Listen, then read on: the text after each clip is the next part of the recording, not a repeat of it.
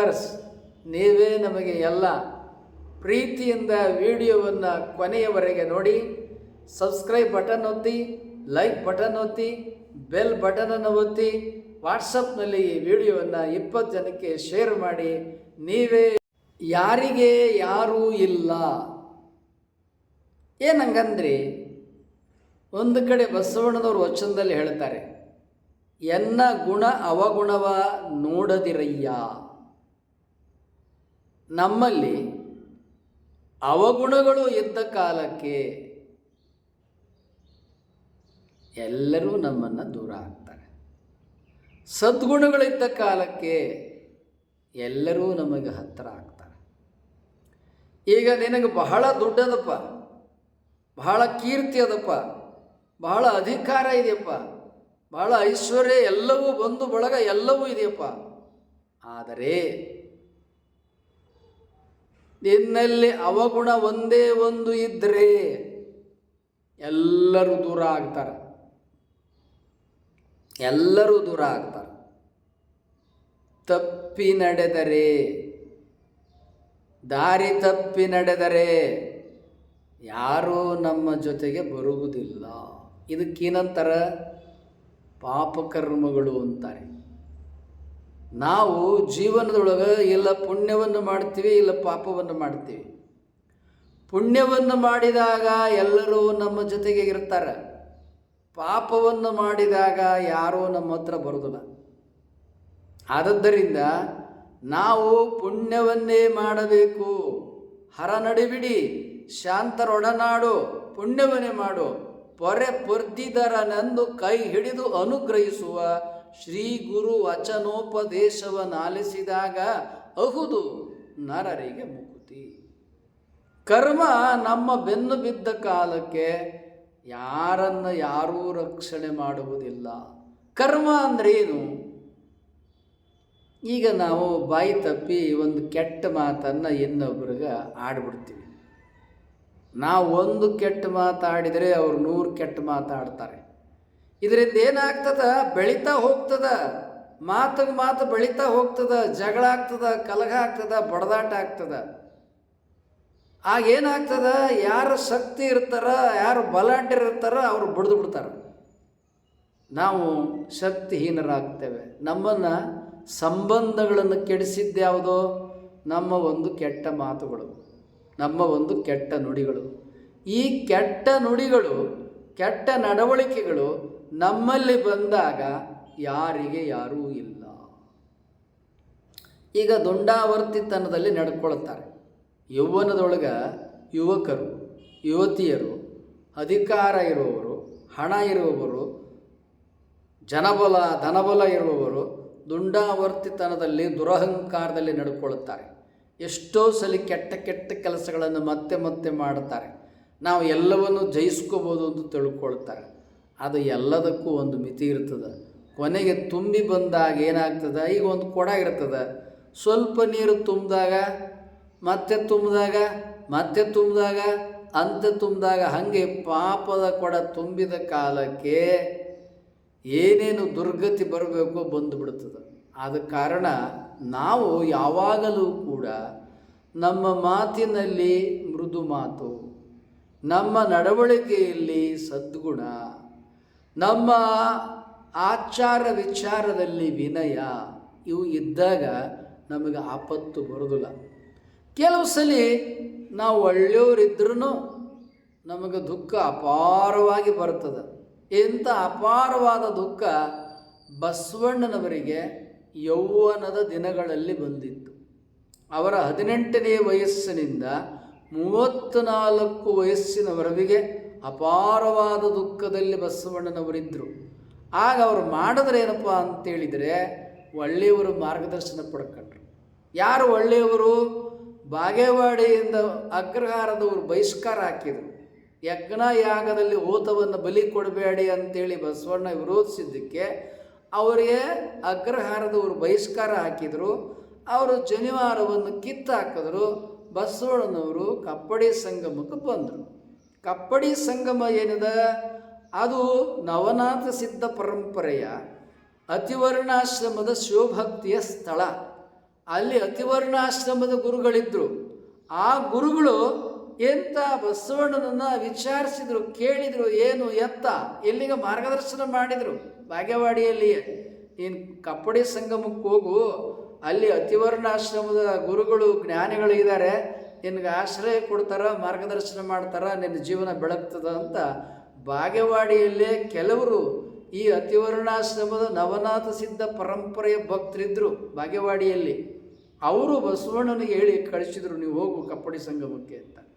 ಅಲ್ಲಿ ಬಂದಾಗ ಅವರು ಆ ನವನಾಥ ಸಿದ್ಧ ಗುರುಗಳ ಪರಂಪರೆಯವರ ಏನಿದ್ರಲ್ಲ ಅತಿವರ್ಣಾಶ್ರಮಿಗಳು, ಅವರ ಮಾರ್ಗದರ್ಶನವನ್ನು ತೆಗೆದುಕೊಂಡು ನೀನು ಎಲ್ಲೂ ಹೋಗಬೇಡ, ಇಲ್ಲೇ ಕೂಡಲ ಸಂಗಮನ ಪೂಜೆ ಮಾಡೋ, ಹೊಳೆಯಲ್ಲಿ ಮುಳುಗು, ನೀರು ತಂದು ದೇವಸ್ಥಾನದೆಲ್ಲ ತೊಳಿ, ಪತ್ರೆ ಪುಷ್ಪ ಬಿಲ್ಪತ್ರೆ ತಗೊಂಬಂದು ಪೂಜೆ ಮಾಡು, ನಾವು ಬುತ್ತಿ ತರ್ತೀವಿ, ಊಟ ಮಾಡ್ಕೊಂಡು ಬದುಕ್ಬೋದು. ಹೀಗೆ ಜ್ಞಾನವನ್ನು ಪಡ್ಕೊಂಡ್ರು.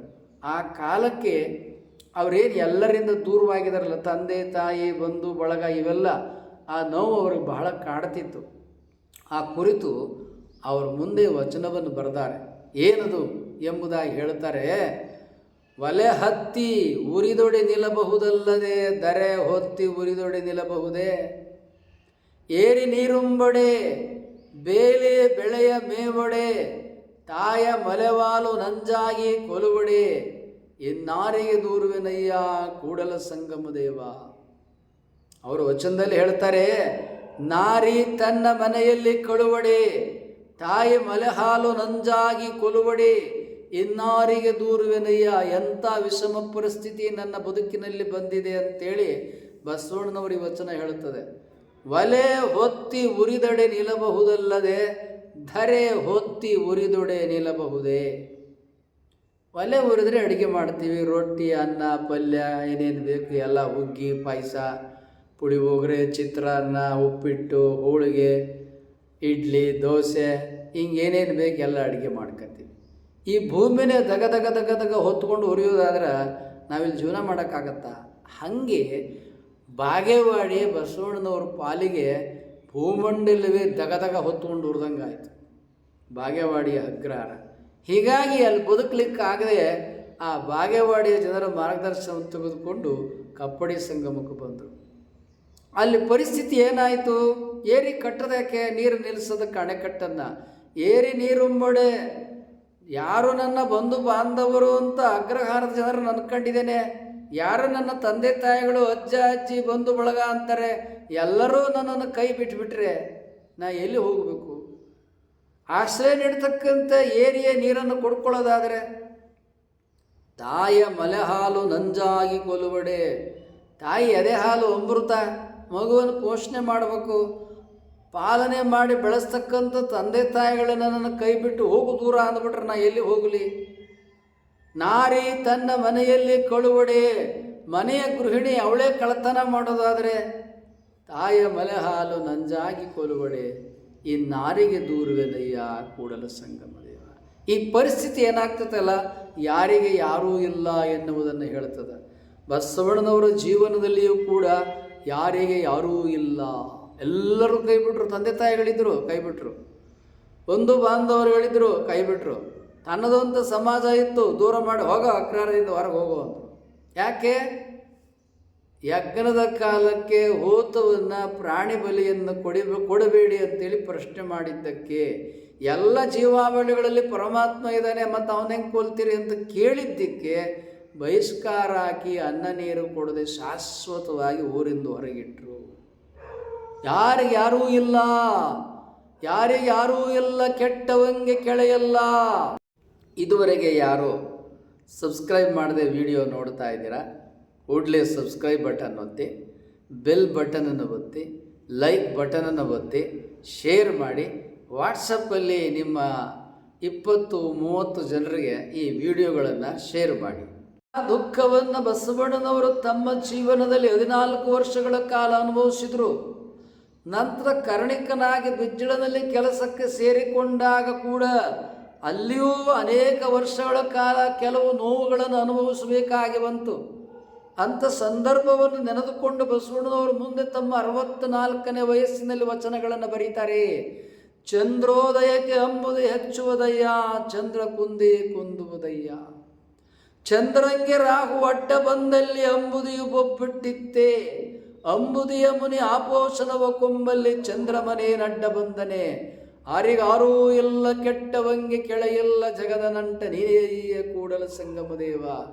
ಎಲ್ಲರೂ ನಮ್ಮನ್ನು ಕೈಬಿಟ್ಟ ಕಾಲಕ್ಕೆ ನಮ್ಮನ್ನು ಕಾಪಾಡತಕ್ಕಂಥದ್ದ್ಯಾರೋ ಆ ವಿಶ್ವಶಕ್ತಿ. ಆದದ್ದರಿಂದ ವಿಶ್ವಶಕ್ತಿಯೇ ನಮೋ ನಮ, ವಿಶ್ವಶಕ್ತಿಯೇ ಶರಣು ಶರಣಾರ್ಥಿ. ವಿಶ್ವಶಕ್ತಿಗೆ ಕೋಟಿ ಕೋಟಿ ವಂದನೆಗಳು. ಯಾರಿಗೆ ಯಾರೂ ಇಲ್ಲ, ಕಷ್ಟ ಕಾಲ ಬಂದಂಥ ಕಾಲದೊಳಗೆ ಎಲ್ಲರೂ ನಮ್ಮನ್ನು ಕೈ ಬಿಡ್ತಾರೆ, ಆದರೆ ಪರಮಾತ್ಮ ನಮ್ಮ ಪಾಲಿಗೆ ಇರ್ತಾನೆ. ನಮಗೆ ಯಾರಿಗೆ ಯಾರೂ ಇಲ್ಲ ಎಂಬುದಾಗಿ ನಾವು ನೆಗೆಟಿವ್ ಚಿಂತನೆಯನ್ನು ಮಾಡಬಾರದು, ಪಾಸಿಟಿವ್ ಚಿಂತನೆಯನ್ನು ಮಾಡಬೇಕು. ಬಡತನ ಬಂದ ಕಾಲಕ್ಕೆ, ರೋಗ ಬಂದ ಕಾಲಕ್ಕೆ, ಕಷ್ಟ ಬಂದ ಕಾಲಕ್ಕೆ, ಎಲ್ಲರೂ ನಮ್ಮನ್ನು ಕೈಬಿಟ್ಟ ಕಾಲಕ್ಕೆ ನಾವು ಮಾಡಬೇಕಾದ್ದೇನಪ್ಪ ಎಂಬುದಾಗಿ ಹೇಳಿದರೆ ಪರಮಾತ್ಮನನ್ನು ಧ್ಯಾನ ಮಾಡಬೇಕು. ಎಡರಡಸಿದ ವೇಳೆಯಳು ಮೃಡ ನಿಮ್ಮ ನೆನವರು, ಎಡರಡಸಿದ ವಿಪತ್ತು ಕಡೆಯಾಗಲೊಡನೆ ಎಡ ನಿಮ್ಮ ನೆಡಹಿಯೂ ಕಾಣರು ಕಾಣಾರಾಮನಾಥ ಅಂತಾರೆ. ಅನೇಕರು ಏನು ಮಾಡ್ತಾರೆ, ದುಃಖ ಬಂದ ಕಾಲಕ್ಕೆ ಓಂ ನಮಃ ಶಿವಾಯ, ಓಂ ನಮಃ ಶಿವಾಯ, ಓಂ ನಮಃ ಶಿವಾಯ, ವಿಶ್ವಶಕ್ತಿಯೇ ಶರಣು ಶರಣಾರ್ಥಿ ಅಂತಾರೆ. ದುಡ್ಡು ಸಕಲೈಶ್ವರ್ಯ ಬಂತಪ್ಪ, ದೇವರ ಎದುರಿಗೆ ಬಂದರೂ ಯಾರೋ ನನಗೆ ಗೊತ್ತಿಲ್ಲ ಅಂತ ಹೋಗಿಬಿಡ್ತಾನೆ. ಹಣ, ಅಧಿಕಾರ, ಯೌವನ ಈ ಎಲ್ಲ ಮದ ಏನು ಮಾಡ್ತದ, ಕಂಡ್ರು ಕಾಣಂಗೆ ಹೋಗಿಬಿಡ್ತಾನ.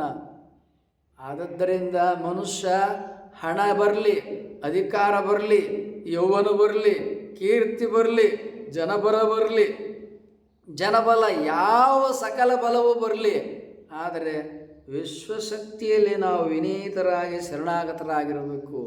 ಎಲ್ಲರೊಂದಿಗೆ ಪ್ರೀತಿ ಸುಮಧುರ ಸ್ನೇಹದಲ್ಲಿ ನಾವು ಇರಬೇಕು. ಎಲ್ಲರ ಬಾಂಧವ್ಯವನ್ನು ನಾವು ಪ್ರೀತಿ ಗೌರವದಿಂದ ನೋಡಬೇಕು. ಎಲ್ಲರನ್ನು ಗೌರವಿಸಬೇಕು. ಯಾವ ಕಾರಣಕ್ಕೂ ನಮ್ಮಲ್ಲಿ ಅಹಂಕಾರ ಭಾವನೆಗಳು ಬರಬಾರದು. ಅಹಂಕಾರ ಮಾಡಿದಾಗ ಏನಾಗ್ತದೆ, ಕೆಡುವಂತಿದ್ದಿತ್ತೆ ಕೌರವನ ರಾಜ್ಯ, ಸುಡುವಂತಿದ್ದಿತ್ತೆ ರಾವಣನ ಲಂಕೆ. ಕೌರವನ ಶ್ರೀಮಂತಿಕೆ ರಾಜ್ಯವರ ಕೆಟ್ಟೋಂಗಿತ್ತ,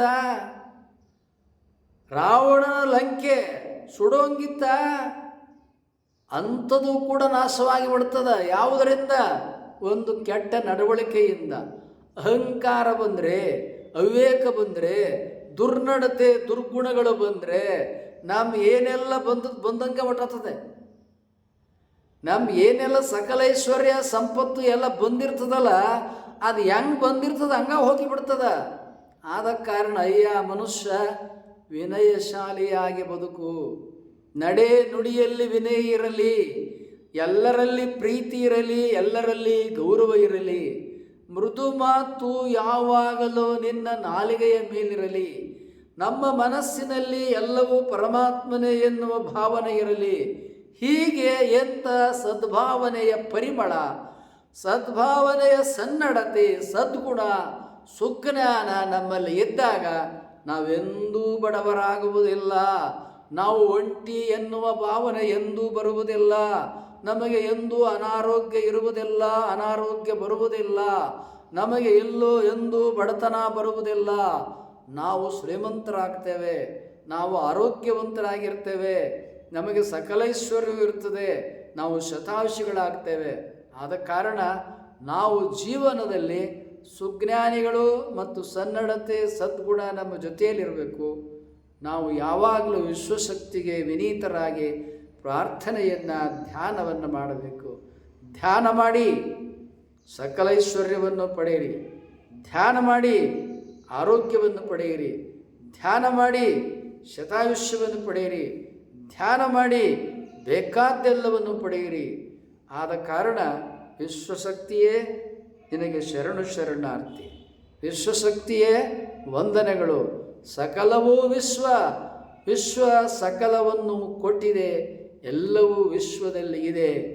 ಈ ಭಾವನೆ ನಮ್ಮಲ್ಲಿಯೂ ಪರಮಾತ್ಮ ಸಕಲವನ್ನು ಕೊಟ್ಟಿದ್ದಾನೆ ಎನ್ನುವ ಭಾವನೆ ನಮ್ಮಲ್ಲಿ ಬರಬೇಕು.